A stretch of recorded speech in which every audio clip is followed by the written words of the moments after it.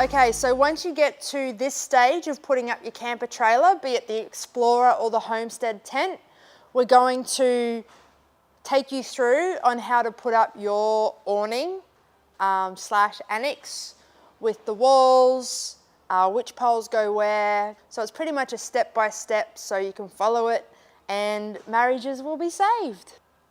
So in your Emu camper trailer setup, it all comes with the awning roof, walls and all that sort of thing. So we're just going to run through what you get. So we've got the poles. All the poles come in a grey bag with some instructions. You've got a little bag of pegs, ropes, all that sort of stuff. You've got 2 side walls. Now in side walls we mean either end, so one protecting the kitchen and one protecting the other end of the camper. You've got 1 big front wall with a doorway and 2 windows. And you've also got your roof, your kitchen wall and a sealed floor. So the main thing that people get confused with when setting up an awning is the highest point of your camper trailer is where you're going to need the longest pole.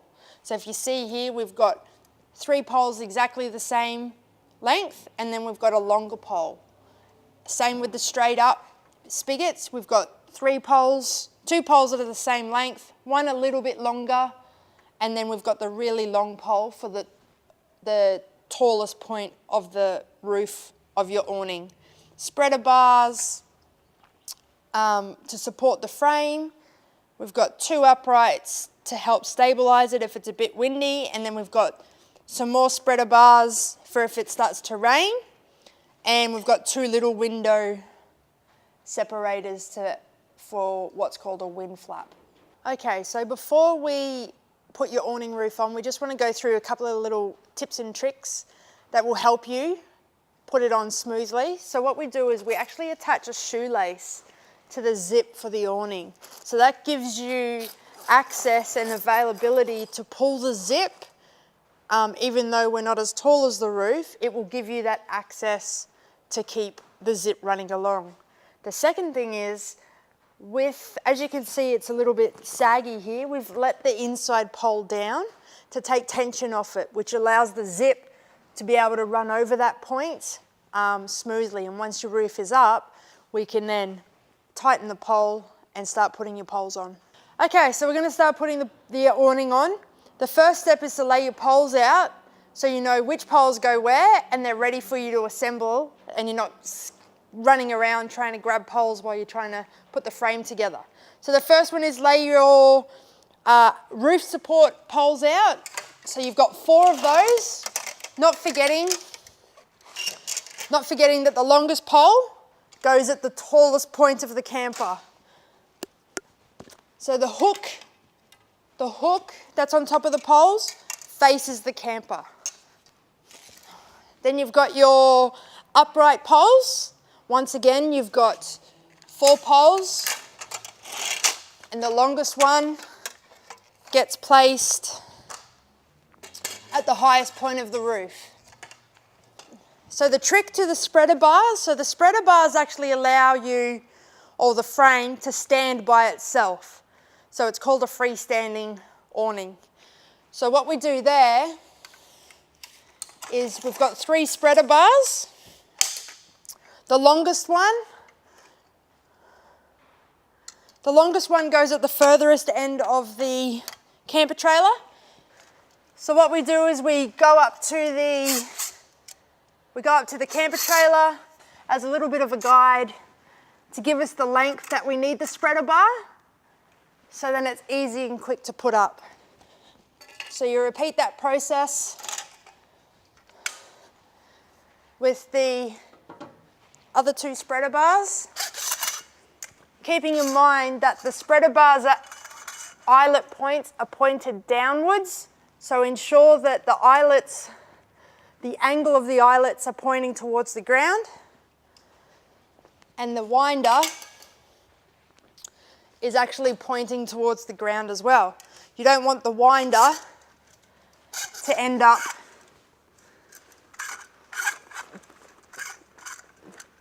poking into your roof. So the reason why I've laid out the poles like this is it gives you a good indication of when you're putting it together. You start at one corner, so you know that this is the roof pole, there's your upright, and there's the separator bar. So you're not trying to grab poles and they're the wrong poles. It's all in order for yourself and whoever's helping you. Put the camper annex roof up quick and easy. So what you want to do is you put your roof on first. Just notice that the Velcro is on the outside, which means you've got it the right way up. And start your zip. Now you do need 2 people to put the roof on. One to hold the canvas up, which makes it easier for the zip to move. And just notice how easy it is to zip it up with the shoelace. All right, so you do need a little bit of a step because it is a little bit high for most people.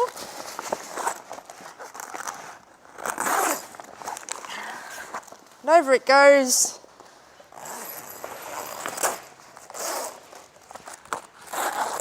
Fold over the Velcro, like so it gets a good seal. So once the roof's on, we need to get the roof out of the way.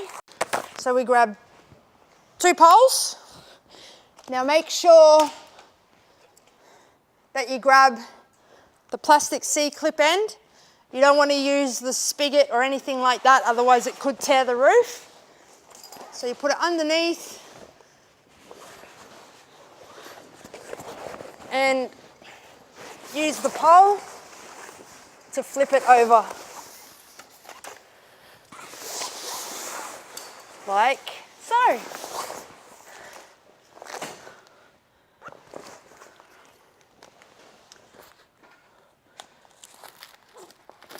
So you've got 4 points where you need to put the holes in for the roof supports. They're under this little Velcro here. And there's 4 Velcro tabs that protect if you've got your tent up and you don't want to put the awning on. So once the roof's on, we tighten up the inside pole, or extend I should say.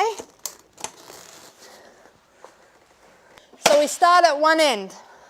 We don't start in the middle, we start at one end so that the framework can stand by itself. So what we do is we get the hook into the eyelet, then we get our first upright pole, put that through the hole, and then we get our separator.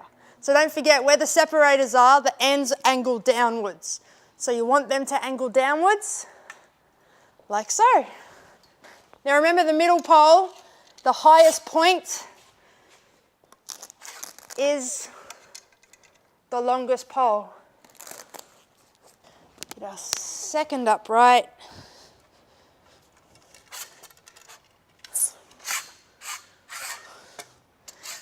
You just got to jiggle around with the poles a little bit, and we go on to the next one. So after we do the poles, we'll get our ladder and we'll just adjust the poles to suit. So third eyelet, we get our separator. So as you can see, while the frame is being built,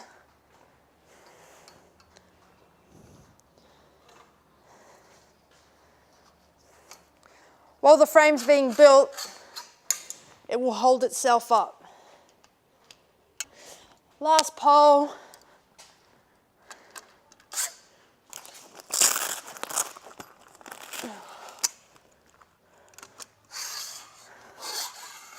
All right, separator.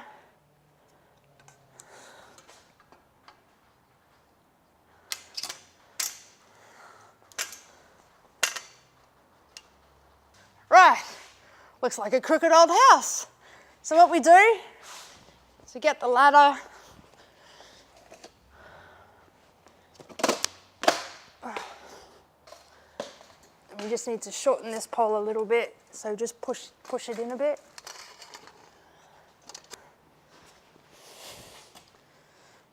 Once the frame's up, we grab the roof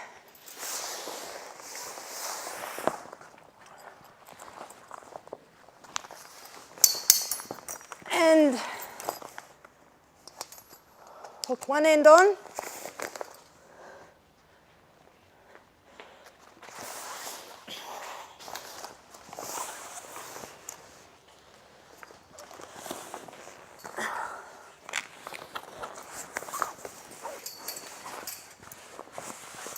All right, like so. Just hold that canvas there for me.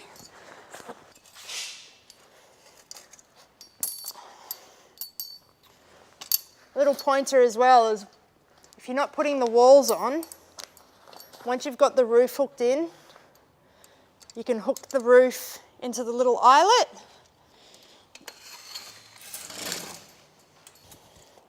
Just want to hold that end pole. Just there. In we go. Okay, so now we can see that the spreader bars aren't wide enough to make the roof nice and flat. So we go. One, up with this one.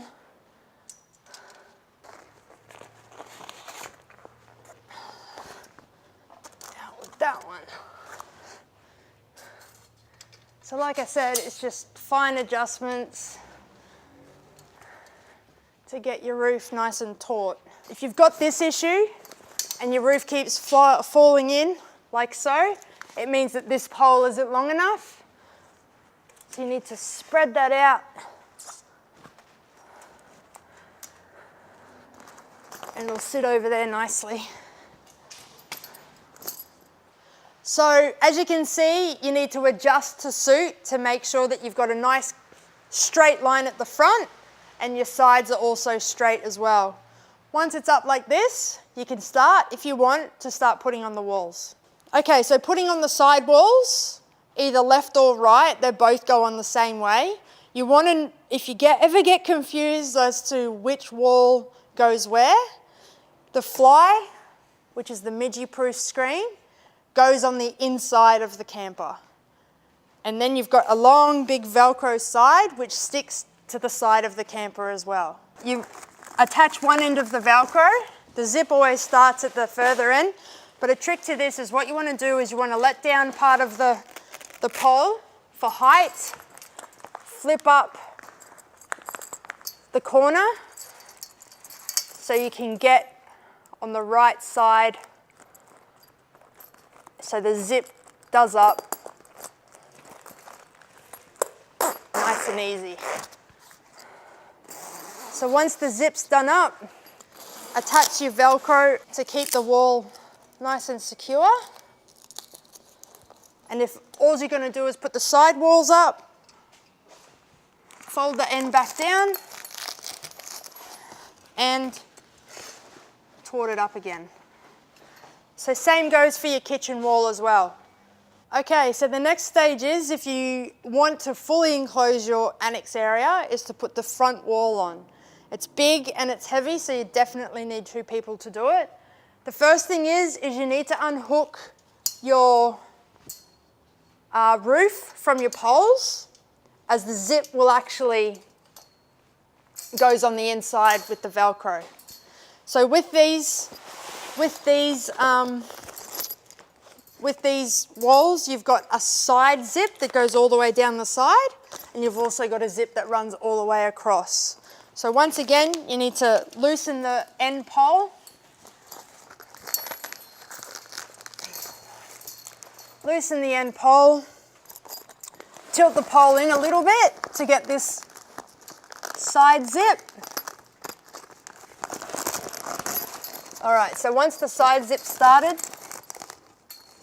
you start the final wall. Now, one thing that people forget is that this canvas is called a blackout canvas.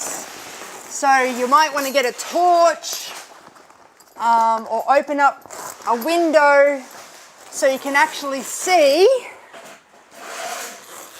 what you're doing inside once it's all zipped up and ready to go. Rightio. So zip that down. We bring this back up and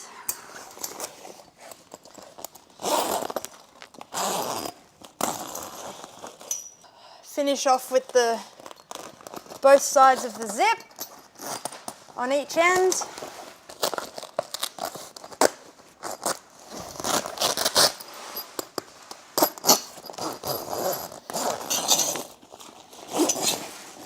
Under your door.